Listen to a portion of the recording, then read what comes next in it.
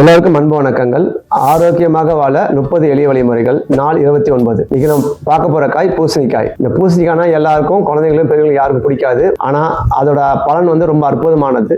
எல்லாரும் வாரத்துக்கு 2 முறையாவது இந்த மஞ்சள் பூசணிக்காயை ரெகுலரா எடுத்துக்கிறது ரொம்ப நல்லது.